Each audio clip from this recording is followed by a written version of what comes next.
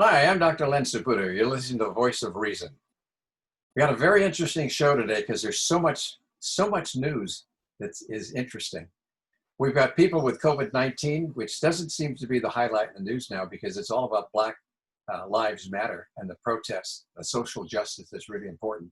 And I agree, it is more important than COVID-19. We've got to get this straight once and for all. It's been too long that we've had so much prejudice and racism in this country. And it's time to take some action. And some of it has a lot to do with police brutality, but everybody's playing a role in this. We're all to blame with it. It's not something that just happened out of the blue. But going back to COVID-19, let's start with that. We know that people are getting sick and dying. There's no question. But the question is how many people are, and we don't have those numbers. The numbers are confused because we don't know how many people have it. We don't know how many people are dying from it actually. And the numbers that you get depend on what study you look at. So we're stuck with having to make some guesses of that. And it gets back to the question in January is whose fault was all this? Was it the government's fault? Was it President Trump? And what was the role of China in all this? Back at that time, when I reviewed this, I thought, this isn't going to be much because coronaviruses don't do much. They've been around for 50 years, and only a few people die from coronaviruses every year. But this seemed to be something a little bit special. But why, when there were only 3,500 deaths in China, which is not many for a country that size, it didn't even make a blip in the overall mortality rate there. So it wasn't that big a deal. So when it came to the US and we had 15 or 20 people who were infected from it and no deaths, the president said, well, it probably is going to be something that just passes. And I thought the same thing. And when people asked me, I said, why should this be any different? But somehow people knew about that. Now, it wasn't because the World Health Organization helped us by telling us that. In fact, they kind of said, oh, it's not a big deal. Were they in collusion with China at suppressing the information? And why did all the countries in the world pretty much take this seriously and start invoking a lockdown, a quarantine? That question still has to be answered. And I think there's a lot of information there that could be frightening. We need to take a careful look at that, but that's a matter for another show. So now that we're on lockdown, who are the people that are getting sick in this country? Are they people that are in the streets and working? No, they're most of the people who are healthy. They're in the lockdown. It's hard to understand. It's not so much coming from even from convalescent hospitals where people are sick with lots of pre-existing diseases and many of them ready to die. But we don't hear much of that in the news. Well, I don't know why that is, because you would think that would be something to pay a lot of attention to. And what about quarantining the healthy people as well as the sick? Has that really helped?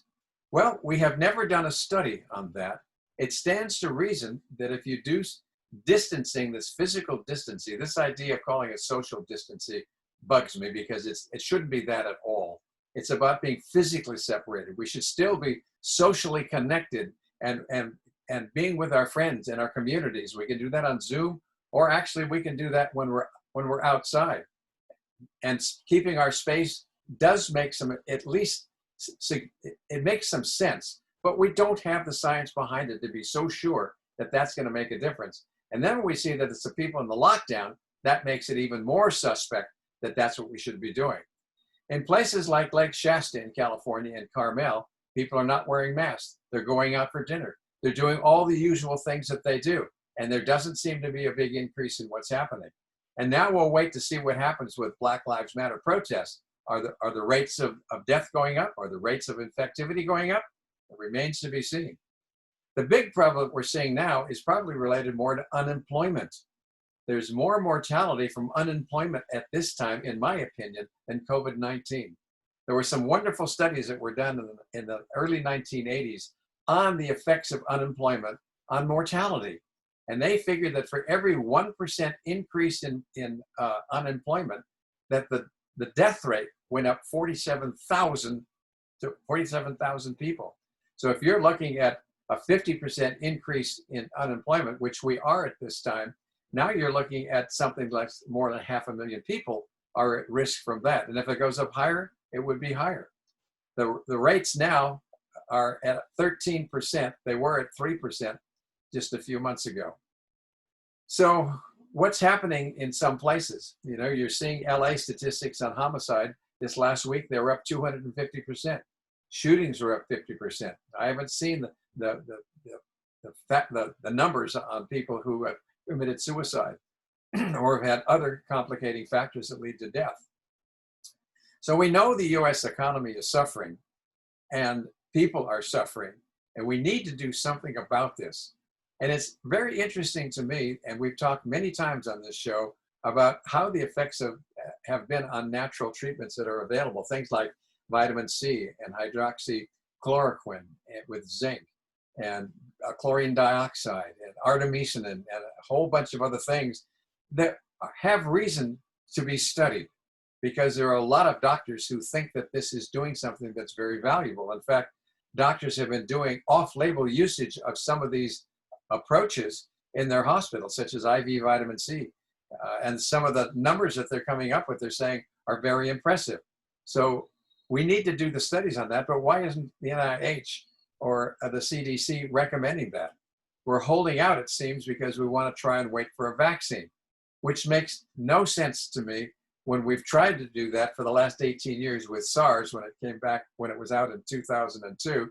And we every year have been trying to make a vaccine, unable to do it. We haven't purified the virus. And so when we try to make a vaccine against all the things that are in there and it's not pure, then we're getting a lot of garbage in there as well. And either it can make antibodies that don't work, because there are two kinds of antibodies, some that are neutralizing antibodies, and those are the ones you want, and some that are just attaching to the virus and doing nothing. Well, the FDA doesn't require the pharmaceutical industry to distinguish between them. And it doesn't have any power in causing anything to happen to the pharmaceutical company if their vaccine kills people, because there's a law that in 1986 was passed that protects them. The wrong thing. We need to repeal that law. We need to make vaccines that are tested and we know effective.